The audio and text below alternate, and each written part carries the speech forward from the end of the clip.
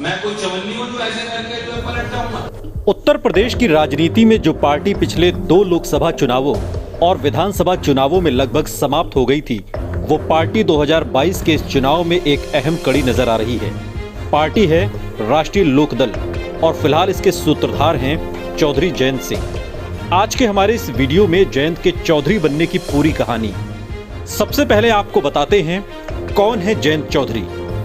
जयंत चौधरी पूर्व प्रधानमंत्री चौधरी चरण सिंह के पोते और अजीत सिंह के बेटे हैं। जाटलैंड यानी कि पश्चिमी यूपी में दादा और पिता की विरासत संभाल रहे जयंत चौधरी का जन्म 22 दिसंबर 1978 को अमेरिका के टेक्सास में हुआ था।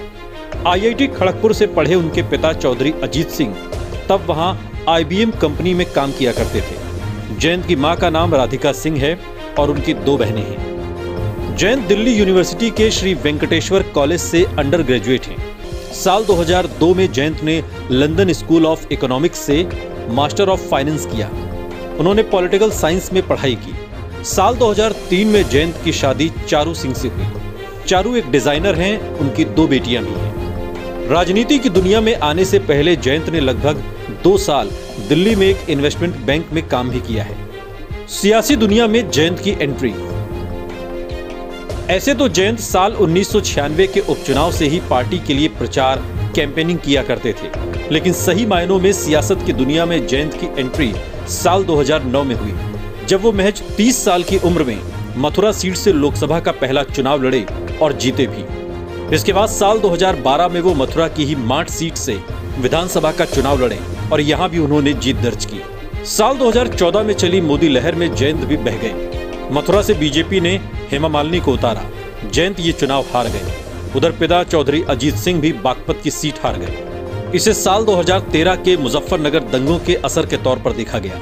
इसके बाद साल 2017 के विधानसभा चुनावों में भी RLD पश्चिमी यूपी की महज 1 सीट पर ही जीत दर्ज कर पाई। इसके बाद साल 2019 के लोकसभा चुनावों में भी जयंत को बागपत और पिता अजीत सिंह को मुजफ्फरनगर सीट पर हार का सामना करना पड़ा।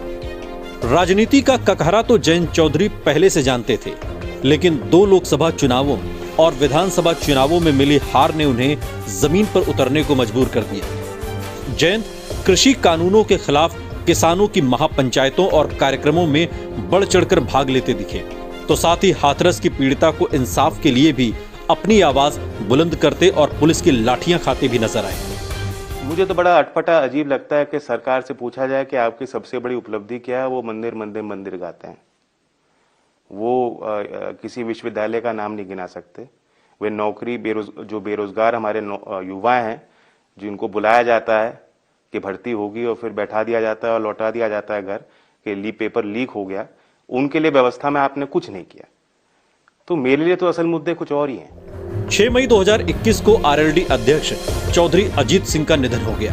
तब जयंत चौधरी पार्टी के उपाध्यक्ष थे। 18 दिन बाद उन्हें पार्टी की राष्ट्रीय कार्यकारिणी की बैठक में राष्ट्रीय अध्यक्ष चुना गया।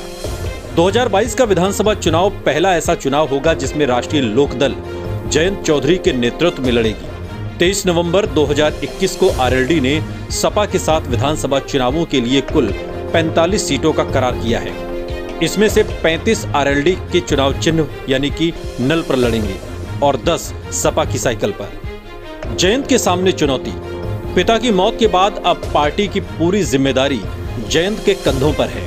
RLD का फिलहाल लोकसभा और विधानसभा में कहीं भी प्रतिनिधित्व नहीं है। ऐसे में जयंत के सामने दादा चौधरी चरण सिंह और पिता अजीत सिंह से विरासत में मिली राजनीति को बचाने का दारोमदार तो है ही, इसके साथ ही जाट बिरादरी में अपनी पैठ जमाने की भी है।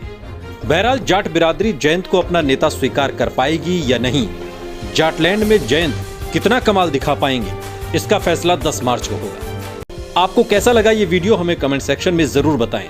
साथ ही ऐसे और वीडियोस के लिए सब्सक्राइब करें हमारा YouTube चैनल आज तक।